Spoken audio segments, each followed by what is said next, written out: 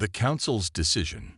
The Grand Chamber of the Galactic Union fell silent as Supreme Chancellor Zorix rose from his crystalline throne. His translucent skin shimmered with bioluminescent patterns that signaled his growing irritation. Around him, representatives from 500 star systems waited, their varied physiologies, from silicon-based crystallines to methane-breathing gas giants, all focused on the holographic display at the center of the chamber. For the 7th rotation, we find ourselves discussing this backwater planet. Zorix's voice resonated through neural translators. This, Earth. The hologram shifted, displaying a blue-green world that seemed unremarkable among the millions catalogued by Union surveyors. Ambassador Thrix of the Centauri Amalgamation fluttered his wing membranes in dismissal. Chancellor, why waste our time? Humans have barely mastered interplanetary travel. They're still burning fossil fuels, for void's sake. Murmurs of agreement rippled through the chamber. Earth had been observed for centuries, a curiosity more than a concern. Humans were fragile, short-lived creatures with minimal defensive capabilities compared to established spacefaring races. Because, Zorix's voice hardened, they continue expanding their communications network. Their transmissions now reach 87 star systems. Their probes have identified 3 of our outposts.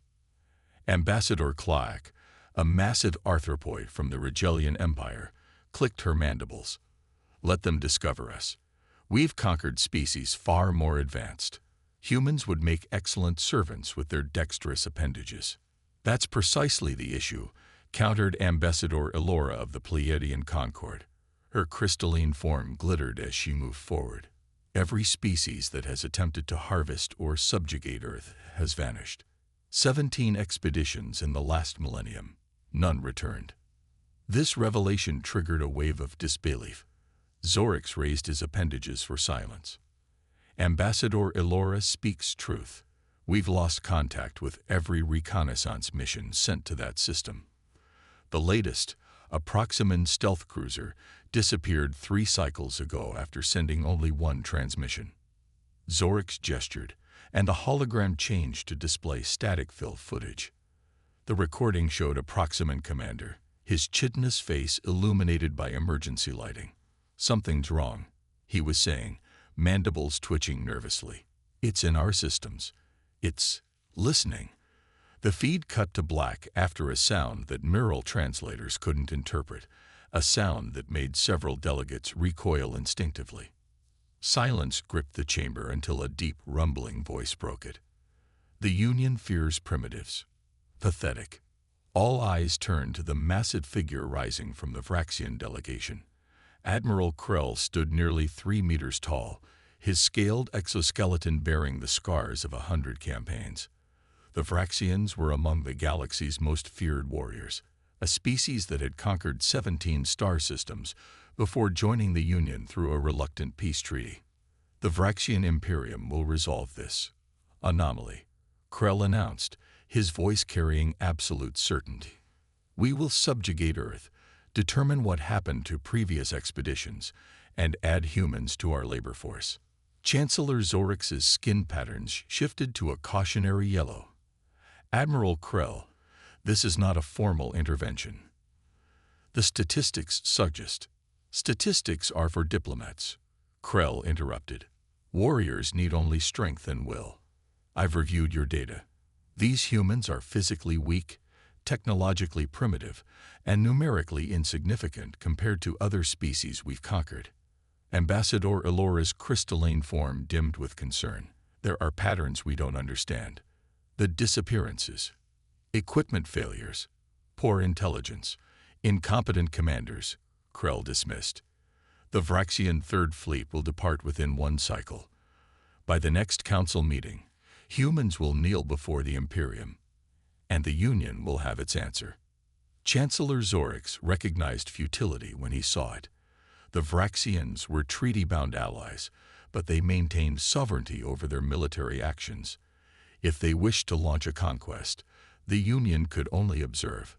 Let the record show that Admiral Krell acts with the Vraxian Imperium's authority, not the Union's sanction. Zorix declared. This chamber will reconvene when the Vraxian expedition reports its findings. As the delegates dispersed, Ambassador Elora approached Zorix privately. Chancellor, we should warn them, she whispered, her crystalline form vibrating with anxiety. Warn the humans or the Vraxians, Zorix replied. Both. The Vraxian dreadnought Inevitable Conquest emerged from hyperspace at the edge of the Sol system, followed by 15 warships. From his command throne, Admiral Krell observed the primitive star system with disdain. No defensive grid, no hyperspace inhibitors, not even basic orbital weapons platforms. Pathetic, he growled. These are the creatures that have the Council trembling. His second-in-command, Sub-Admiral Vax, approached with a data tablet. Scans confirm minimal defense capabilities, Admiral. Their military satellites are primitive surveillance devices. Their largest vessels are confined to their planet's oceans. Their aircraft use combustion propulsion. Krell's mandibles clicked in amusement. And their weapons? Nuclear fission, chemical explosives, projectile firearms.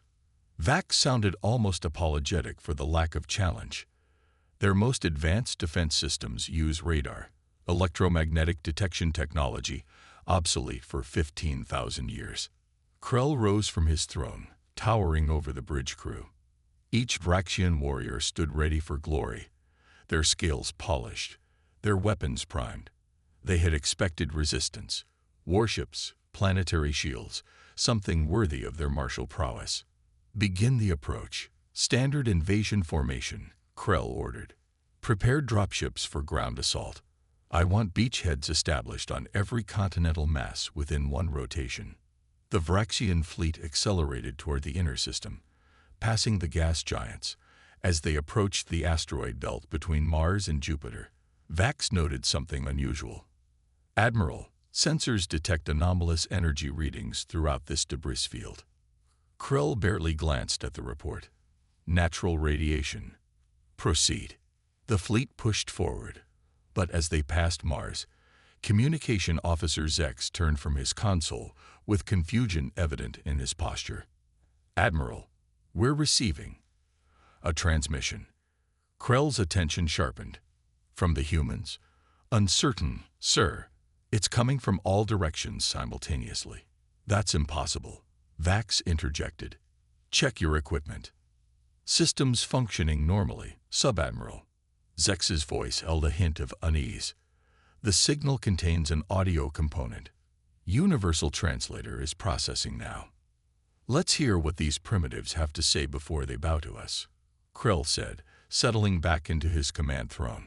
The bridge speakers crackled, and a voice emerged, not human, not Vraxian, not recognizable as any known species. It spoke in perfect Vraxian, each word precise and measured. Turn back. You do not understand what you are approaching. The bridge crew exchanged glances. Krell leaned forward, mandibles twitching with interest. Identify yourself, he demanded. A pause. Then, I am the Guardian. I protect what must not be disturbed. Your presence is unwelcome. Your intentions are hostile. This is your only warning. Krell burst into laughter, joined seconds later by his officers. A primitive psychological tactic. These humans are more amusing than I expected. Sir, Communications Officer Zex interrupted. The transmission's point of origin. It's coming from inside our ship. The laughter died instantly. Impossible. Scan all systems for intrusion, Krell ordered, rising from his throne. Before the diagnostic could begin, the ship's lights flickered. Emergency backups engaged immediately, but the momentary darkness left an impression on the crew. Admiral, Vax's voice had lost its certainty. Engineering reports unexplained power fluctuations. Navigation systems showed discrepancies in stellar positioning. Krell's expression hardened. Someone is attempting to create confusion among our ranks. Continue approach. Maximum battle readiness. As the Vraxian fleet pushed deeper into the Sol system, subtle anomalies multiplied. Crew members reported strange sounds in supposedly uninhabited corridors. Navigation systems showed momentary phantom readings, ghost ships that appeared and vanished. The neurological interfaces connecting warriors to their battle suits recorded synaptic misfires. Nothing dangerous, just enough to create unease. By the time Earth became visible as a blue dot on their forward screens, Admiral Krell had ordered 3 full system diagnostics. All reported normal functionality despite the increasing abnormalities. "Sir," Vax approached, his usual confidence diminished. "The crew is unsettled. Several warriors report experiencing mental impressions, visions, warnings." "Visions?" Krell's voice dripped contempt. "We are Vraxians, not superstitious primitives. Any warrior claiming mystical experiences will be disciplined." "With respect, Admiral, even I have." Vax hesitated, mandibles clicking nervously. "I've experienced something. A recurring image of our ships, transformed, becoming something else." Krell rose to his full height, towering over his second-in-command. "Listen well, Sub-Admiral. This is clearly an enemy weapon, some form of low-frequency emission targeting our neural pathways. The humans may be more cunning than we anticipated, but they face the Vraxian Imperium. We do not succumb to fear." He turned to address the bridge crew. "Increase speed. I want combat orbit established within the hour. Prepare all warriors for planetary assault." The inevitable conquest surged forward, leading its battle group toward the unsuspecting blue world. On his command throne, Admiral Krell suppressed his own uneasiness. He had not told Vax about his own vision, a single image that had flashed through his mind when they first received the transmission. The graveyard of ships orbiting a blue world, ships of designs he recognized, and many he didn't. All dead, all transformed, all watching, awakening the Guardian. As the Vraxian fleet approached Earth's orbit, the anomalies intensified. Navigation systems flickered between accurate readings and impossible coordinates. Communications between ships suffered delays and distortions. Most disturbing were the glimpses caught on visual sensors, shadows moving across the hulls, present in one frame of footage and gone in the next. "Admiral," Weapons Officer Traz reported, "targeting systems are experiencing calibration drift. Resets are ineffective." "Engineering reports power fluctuations in the main reactor," added Vax. "Output remains stable, but distribution patterns are erratic." Krell stalked across the command bridge, his massive form radiating controlled fury. Is this the extent of human defense technology? Parlor tricks and system glitches? He turned to the forward viewport where Earth hung in space, seemingly defenseless. "Deploy the Vanguard. Let's see if these anomalies affect ground operations." 5 dropships launched from the inevitable conquest, each carrying 100 Vraxian warriors, the elite of their species, veterans of countless successful invasions. Their mission was simple: establish a beachhead, assess resistance, and prepare for the main invasion force. As the dropships descended toward Earth's atmosphere, Science Officer Mira approached Krell with unusual hesitation. "Admiral, long-range sensors have detected something concerning." "Speak plainly, Officer," Krell growled. Mira activated a holographic display. "There are objects in high orbit around Earth that don't match any known human satellite configuration." The hologram showed debris, hundreds of fragments scattered in a loose ring around the planet. Most were unidentifiable, but some larger pieces retained recognizable shapes. "Magnify that section," Krell ordered, pointing to a cluster of larger fragments. The hologram zoomed in, revealing what was unmistakably the shattered hull of a warship, not human in design, but eerily similar to. "That's a Centauri battle cruiser," Vax whispered. But the Centauri amalgamation claimed they never sent expeditions to Earth. Mira adjusted the display. "Sir, we're detecting fragments matching at least 7 different technological signatures, including..." She paused, mandibles clicking in obvious distress. "Vraxian." Silence fell over the bridge. The implications were clear. They were not the first invasion force to reach Earth. despite official records suggesting otherwise. Admiral, Communications Officer Zex interrupted. We've lost contact with the dropships. Krell's attention snapped back to the immediate situation. All 5. Simultaneously? Yes, sir. Last telemetry showed them entering the upper atmosphere. Then, nothing. Launch surveillance drones, Krell ordered. I want visual confirmation of what happened. Within minutes, 3 stealth drones descended into Earth's atmosphere, transmitting data back to the fleet. The footage showed clear skies, blue oceans, sprawling cities, and no sign of the dropships or their 1,000 warriors. Replay the last dropship transmissions, Krell demanded. The command center's main screen displayed the final moments from each vessel. 4 showed only routine descent data ending in abrupt silence, but the 5th, commanded by elite warrior Drax, captured something else. Drax's voice came through clearly at first, entering upper atmosphere. No resistance detected. Descent path clear. Then static interrupted, followed by, something's wrong. The ship's changing. The controls air, more static. Then Drax's voice returned, but different, strained, terrified. It's inside the ship. It's inside us. Don't come down here. Don't. The transmission ended with a sound that made even the battle-hardened Vraxians flinch. Not a scream, not an explosion, but something between language and noise, something fundamentally wrong. Krell's outer scales flexed with suppressed tension. Recall the drones. Prepare a second wave. Admiral, Vax interrupted, his voice uncharacteristically firm. We should reconsider our approach. Whatever happened to those dropships? Are you suggesting we retreat, Sub-Admiral? Krell's voice dropped dangerously low. Before a primitive species that hasn't even mastered interplanetary travel.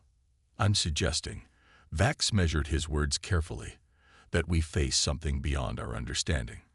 The ship graveyard, the system anomalies, now 5 dropships and 1,000 warriors vanishing without a trace. Before Krell could respond, the ship's emergency sirens blared. Red warning lights bathed the command center. Hull breach in lower engineering. Security Chief Krex announced. Security teams responding. Krell activated the ship-wide communications. This is Admiral Krell. Report status of breach. The response came through garbled with interference. Admiral, it's not. Physical breach. Something's growing inside the hull plates. Spreading through. Systems. Growing? Krell exchanged glances with Vax. Clarify.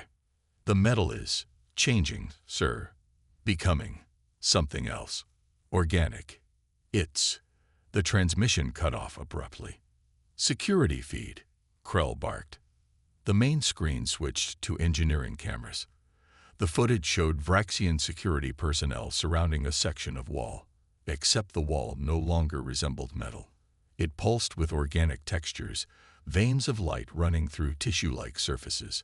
As they watched, a security officer touched the transformed section with a scanner. The device sank into the wall as though absorbed, and the officer jumped back. Then the wall moved, not cracking or breaking, but rippling like living tissue. A protrusion formed, extended, and took shape. The security team opened fire, plasma bolts striking the growth, but it continued forming until it resembled. That's a communication terminal, Science Officer Mira whispered. A perfect replica of our own technology, grown from the wall itself. As they watched in horrified fascination, the terminal activated. A voice emerged, the same voice that had warned them earlier. You were told to turn back, Admiral Krell of the Vraxian Imperium. You chose to ignore the warning. Now you will understand why. The terminal liquefied, flowing like mercury across the floor toward the security team. The feed cut to static before they could see what happened next. Full alert. Krell roared. All warriors to battle stations. Prepare for internal combat. Throughout the massive dreadnought, similar reports flooded in. Engineering sections reported critical systems transforming into unrecognizable biomechanical hybrids. Security teams encountered corridors that no longer matched ship schematics. Most disturbing were reports of crew members acting strangely, speaking in unknown languages, walking in patterns that made no sense, their eyes vacant. On the bridge, Weapons Officer Traz suddenly convulsed, falling to the deck. When security personnel reached him, his scales had changed color, turning from Vraxian green to an iridescent blue. His eyes opened, but the typical compound structure had been replaced with uniform black orbs. When he spoke, it wasn't Traz's voice. "We have existed since before your species learned to make fire, Admiral Krell. We have watched civilizations rise and fall. We have observed humanity since they first looked up at the stars with wonder. And we have protected them, though they remain unaware of our existence." Krell drew his plasma pistol, aiming at what had once been his weapons officer. "What are you?" Traz, or whatever now controlled him, smiled with too many teeth. "We are the Guardian. We are Earth's defense system. We are the reason no invasion has ever succeeded. We are the graveyard you glimpsed in your vision." Around the bridge, equipment began to transform. Consoles melted and reformed into organic interfaces. The metal deck softened beneath their feet. "Admiral," Vax shouted from a security station, "this is happening throughout the fleet. All 15 ships report the same phenomena." Through the viewport, Krell could see his other warships. Their hulls were changing, organic patterns spreading across once pristine metal. Some had begun to alter shape entirely, their silhouettes distorting in ways that defied structural physics. The thing wearing Traz's body stood, movements fluid and unnatural. "Your ships are becoming part of us now. Your warriors will join the collective consciousness that protects this world. Their knowledge, their skills, their very essence will strengthen the Guardian." Krell fired his plasma pistol. The bolt struck Traz's chest, burning through his exoskeleton. But instead of falling, the wound sealed instantly, the damaged tissue transforming into something that was neither Vraxian nor mechanical. "Violence is futile, Admiral. Resistance is meaningless. You entered our domain despite our warning. Now you will serve a greater purpose." Throughout the ship, the transformation accelerated. Warriors reported that weapons were fusing to their battle suits merging with their bodies. Engineering crews found themselves unable to distinguish between ship systems and their own neural implants. The boundary between Vraxian technology and the invading force, this Guardian, was dissolving. On the command bridge, Krell made a desperate decision. "Vax, initiate emergency protocols. Separate the command module." The command module was designed to detach from the main vessel in catastrophic emergencies, allowing key personnel to escape. It had never been used in the ship's operational history. "Separation systems are not responding, Admiral," Vax reported, his voice tight with controlled panic. "They've been altered." Krell turned to what remained of his bridge crew. "Evacuate to the auxiliary craft. Full retreat. We must warn the Imperium." As they moved toward the emergency evacuation tubes, the deck beneath them softened further, becoming almost fluid. Several warriors sank ankle-deep before pulling free. The entity using Traz's body watched with something like amusement. "You still don't understand, Admiral. There is no escape. There never was. But before you join us, we will show you why we protect humanity. Why they alone among developing species deserve our guardianship." The viewport that had shown Earth and the transforming fleet suddenly changed, displaying images that flooded directly into the Vraxians' minds. They saw Earth's history, not as recorded by human historians, but as witnessed by something that had observed for millions of years. They saw primitive humans, physically weak compared to predators, surviving through cooperation and innovation. They saw humans developing language, art, mathematics, their neural structures evolving not toward greater strength or sensory acuity, but toward unprecedented cognitive flexibility. Most strikingly, they witnessed humanity's capacity for empathy, not just toward their own kind, but extending to other species, to abstract concepts, to the universe itself. Where other intelligent species developed along paths of domination or perfect efficiency, humans had evolved with a unique capacity, the ability to imagine themselves as others, to create mental models of minds unlike their own. This, the Guardian communicated, is why we protect them. This rare, precious capacity. They imagine what they have never seen. They empathize with what they cannot be. They question their own existence. No other species has developed this particular cognitive pattern, and we have encountered millions. Krell fought against the mental intrusion, but the images continued, showing human potential futures, paths where their empathic intelligence led to technologies and understandings beyond anything the Galactic Union had achieved. They are infants now, the Guardian continued, but they will mature. And when they do, they will reshape reality in ways your species cannot comprehend. Unless they are interfered with, unless they are conquered, enslaved, or destroyed before reaching maturity.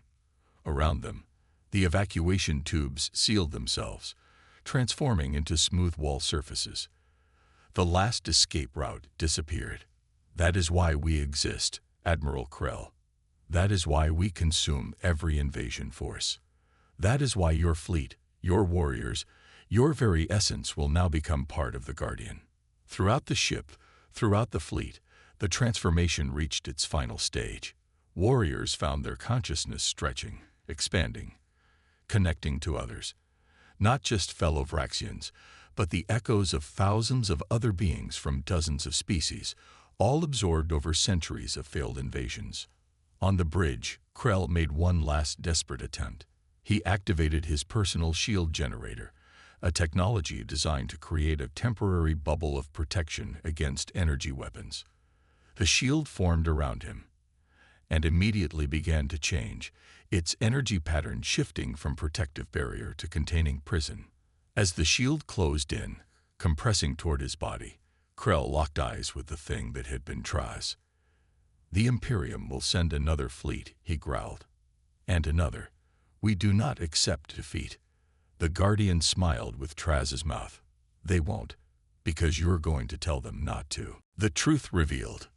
One Vraxian escape pod returned from the Earth expedition. Just one. When Galactic Union recovery vessels intercepted it near the Vraxian homeworld, they found a single occupant, Admiral Krell. His once proud exoskeleton was dull, his movements sluggish. Medical scans revealed no physical injuries, but neurological readings showed patterns never before recorded in Vraxian physiology. For 3 days, he remained in quarantine, speaking to no one. When finally brought before the Galactic Council, his appearance shocked the assembled delegates. The mighty Admiral Krell, terror of 17 star systems, moved like an old creature, his once intimidating presence diminished. "Admiral," Chancellor Zorix addressed him, "the Council welcomes your return. We await your report on the Earth expedition." Krell's compound eyes swept across the chamber, lingering on each representative as if seeing them for the first time. When he finally spoke, his voice was unchanged, yet somehow different, as though the words came from somewhere else. "The Earth expedition was a failure," he stated flatly. "My fleet was destroyed. My warriors are gone." Murmurs rippled through the chamber. The Vraxian representative, War Minister Volk, leaned forward in disbelief. "Impossible. 16 warships, 15,000 warriors, defeated by primitives who haven't even established lunar colonies." Krell's mandibles clicked once, a sound that might have been amusement or contempt. "Not by humans," he clarified. "By the Guardian." The chamber fell silent as Krell described what they had encountered: the warning, the anomalies, the ship graveyard, the transformations. With clinical detachment, he recounted how his mighty fleet had been consumed, how his warriors had been absorbed into something ancient and incomprehensible. As he spoke, the Council's recording systems experienced unusual interference. Data streams corrupted. Backup systems failed simultaneously. The only record of Krell's testimony would be the memories of those present, memories that would soon become fragmented and inconsistent. This guardian, Ambassador Thrix asked, wing membranes trembling, it communicated with you. It explained its purpose. It did more than communicate, Krell replied. It showed me. It made me understand. Using the chamber's holographic system, Krell displayed images, not recordings from ship sensors, but perfect recreations from his memory. The Council saw the transformation of warships into organic hybrids. They witnessed Vraxian warriors merging with ship systems. Most disturbing were the fragments showing Earth itself, surrounded by a barely perceptible energy field that rippled like living tissue when approached. The Guardian is not a weapon, Krell explained. It's not a defense system as we understand such things. It's a consciousness, ancient, patient, and absolutely committed to its purpose, protecting humanity until they reach maturity. War Minister Volk slammed his fist against the council table. You speak nonsense. The Admiral Krell, I know, would never accept defeat from any force. Krell turned toward his fellow Vraxian, compound eyes unblinking. I am still Krell, but I am also more now. He touched his chest plate, which opened to reveal something embedded within his exoskeleton, a pulsing, crystalline structure that seemed both organic and technological. Several delegates recoiled. I was allowed to return for one purpose, Krell continued, his voice taking on a multilayered quality that the universal translators struggled to convey. To deliver the Guardian's message. The crystalline structure in his chest glowed brighter, projecting an image in the center of the chamber, not of Earth or the consumed fleet, but of humanity's potential futures. The Council glimpsed civilizations unlike any in known space, technologies that defied current understanding, philosophical concepts that stretched even the most advanced species' comprehension. Humanity represents something unique. Krell's voice merged with another, older presence. Their neural architecture has evolved along a path no other sentient species has followed. Their capacity for empathic cognition, the ability to model minds unlike their own, gives them potential beyond your understanding. Chancellor Zorix leaned forward, his translucent skin patterns shifting to deep indigo, a sign of profound concern among his species. Are we to understand that this Guardian has decided humans are superior to all other life forms? Not superior, came the reply. Different, unique. They represent a branch of evolution that occurs perhaps once in a billion years. The Guardian protects such rarities wherever they emerge. If what you say is true, Ambassador Elora interjected, her crystalline form dimming with concern, why would this Guardian allow you to return? To warn us away. Krell, or what remained of Krell, tilted his head at an angle no Vraxian neck should permit. The Guardian does not fear your intervention. It could consume the combined fleets of the entire Galactic Union if necessary. I was permitted to return as a courtesy, a recognition that intelligent beings deserve to understand why their expeditions fail. War Minister Volk had heard enough. He rose to his full height, towering over most delegates. This is absurd. Whatever happened to the fleet, Admiral Krell has clearly been compromised. The Vraxian Imperium rejects this testimony and will dispatch a larger force tow. Krell moved with impossible speed. One moment he stood before the council. The next, he was across the chamber, one claw wrapped around Volk's throat. No Vraxian, not even an admiral, should have been capable of such movement. You will not, Krell said, voice eerily calm. The Vraxian Imperium will mark Earth as prohibited space. All records of my expedition will be classified. No further attempts at contact or conquest will be made. When he released Volk, the war minister collapsed, gasping. Security forces surrounded Krell, weapons ready. Chancellor Zorix raised a limb for calm. Admiral, or whatever you now are, you must understand our concern. You return as the apparent agent of an entity that has destroyed multiple expedition forces and now demands we quarantine an entire planet. Krell turned to face the Chancellor, and for a brief moment, The council glimpsed something else looking through his compound eyes, something ancient, patient, and utterly alien. "The Guardian does not demand," he replied. "It informs. What you do with that information determines your fate. Ignore the warning, and your civilizations will join the others preserved within the collective." Stepping into the center of the chamber, Krell addressed the entire council. "Humanity will emerge into the galactic community in their own time, in their own way. They will not be conquered. They will not be harvested. They will not be interfered with. This is not negotiable." Ambassador Thrix's wing membranes fluttered anxiously. "And if we refuse these terms, if the Union decides Earth's resources or strategic position are too valuable to ignore?" A smile spread across Krell's mandibles, an expression no Vraxian had evolved to make. "Then the Guardian will welcome you, as it welcomed my fleet." The crystalline structure in his chest pulsed brighter. "In fact, part of it is here now, within me, observing your reactions, analyzing your intentions." Panic rippled through the chamber. Security forces raised weapons. Delegates backed away. Chancellor Zorix remained composed, though his skin patterns showed clear distress. "What happens now, Admiral Krell?" he asked quietly. "Now I leave," Krell replied. "My purpose is fulfilled. The message is delivered. And you? What becomes of you?"